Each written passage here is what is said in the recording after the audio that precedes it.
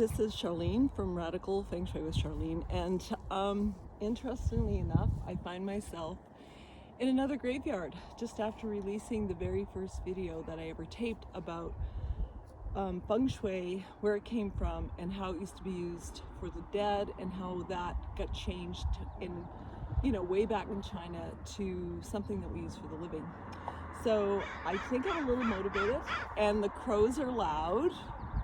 They seem to be like in dominion here. So I just wanted to do a brief video because we're coming up to the time of year, Easter, where we're dealing in the Christian community with death and rebirth. And here I am.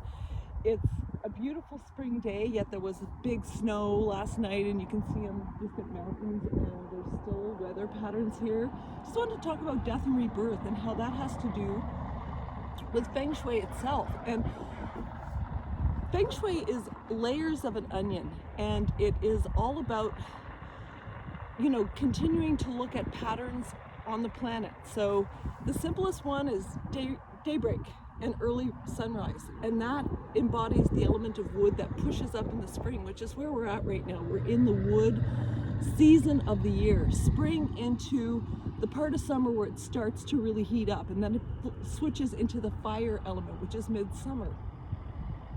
That switches into the earth element, which is harvest and the early harvest, and then into the late harvest, which turns from then earth into metal when we start to lose the leaves from the trees, and the colors of earth go,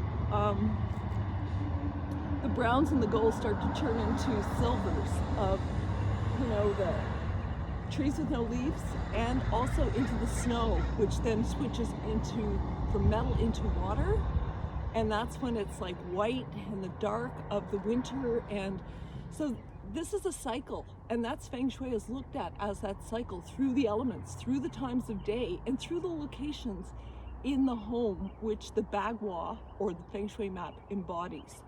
And so the next series is going to be about the Bagua in terms of the I Ching and the trigrams and the family members that go along with those energetics, and why, when it was switched from the former Heaven Gua, that of finding grave sites for the dead, to the living, to using it for the living, we switched up the trigrams of the I Ching in order to exemplify the energies on the planet at certain times and how they relate to each other.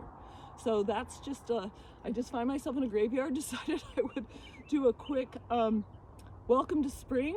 This is the wood time of the year, and it's quiet now, quieter with the birds, and I'll be getting a microphone that's better for listening. I haven't been lucky that way, but I just wanted to say happy spring, blessed Easter, however you celebrate this time of year. I just hope the joy of spring fills you, and that death and rebirth continues to be something that we celebrate and honor.